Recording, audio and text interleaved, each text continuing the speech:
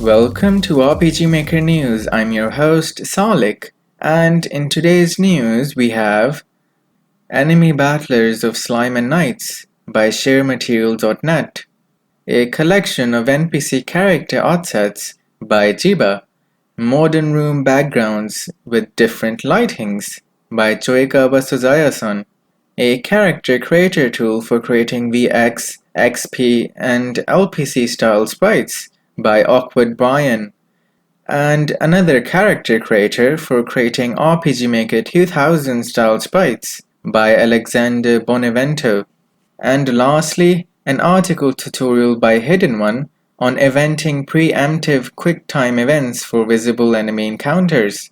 That is all for today. Go back to game making now.